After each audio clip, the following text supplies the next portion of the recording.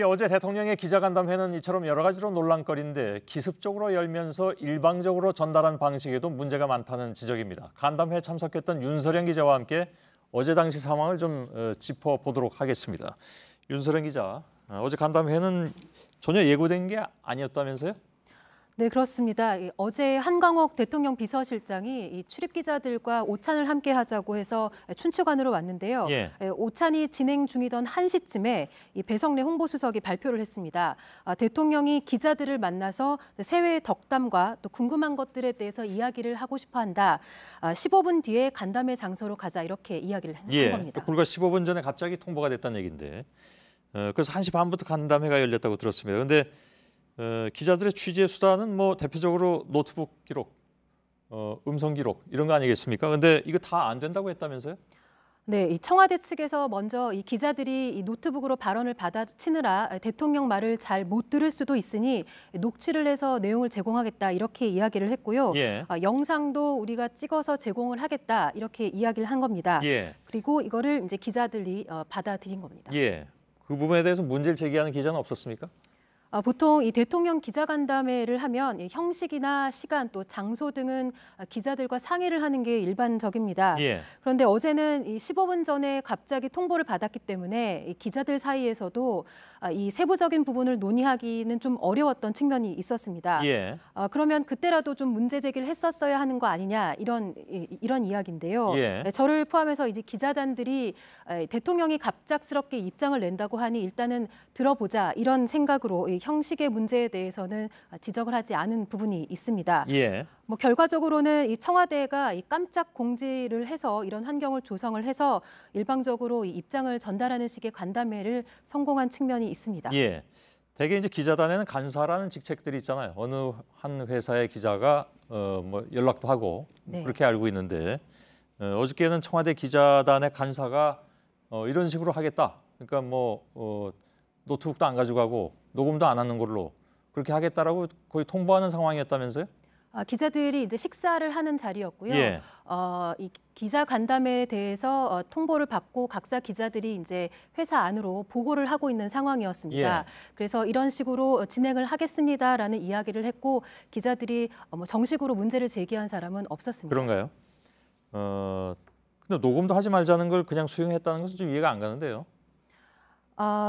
네, 이 기자회견이었지만 이 영상을 보면 간담회를 한 것 같은 것처럼 비춰지기도 합니다. 예. 그럼으로써 이 피의자 신분의 이 직무 정지 중인 대통령이 기자회견까지 열었다라는 비판도 자연스럽게 피해가는 효과도 있었다고 할 수 있습니다. 예. 근데 녹음하지 말라는 건 왜 다 받아들였습니까? 녹음을 하지는 말자라고 이야기는 했는데요. 예. 일단은 그 영상으로 촬영이 되고 또 수기로 메모를 할 수 있었기 때문에 수첩에 메모를 하고 나중에 추후에 영상은 확인해도 되겠다 이렇게 예. 판단을 했습니다. 알겠습니다. 그래서 현장에서 기자들하고 질의응답은 제대로 진행이 된 건가요? 일단 이 박 대통령이 간담회를 시작하면서 이 소회를 먼저 밝혔는데요. 예. 질문이 나오기도 전에 이 세월호 7시간과 관련해서 이야기를 했습니다. 그러면서 이 왜곡, 뭐 허위 이런 강한 표현 등을 쏟아냈는데요. 예. 이후로 또 공모나 직권남용 등 이 검찰의 공소 사실을 일방적으로 반박한 데 대부분의 시간을 할애했습니다. 예. 또 문학의 블랙리스트에 대해서는 뭐 전혀 모르는 일이다. 또 전해지는 말이 그렇다라는 식으로 이게 말을 한다든지 차은택 씨의 인사 개입을 묻는 질문에 대해서는 이 자리가 기자회견은 아니다라면서 답변을 피하기도 했습니다. 예. 아무튼 이전에 현 정부 들어서서는 대통령 기자회견 때마다 이른바 시나리오 논란이 있었습니다.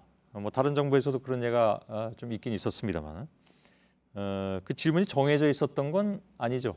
네, 정해져 있지는 않았습니다. 예. 예를 들면 뭐 그렇지 않았다면 연설문 유출, 최 씨의 이권 개입 이런 질문들은 근데 왜 안 나왔을까요?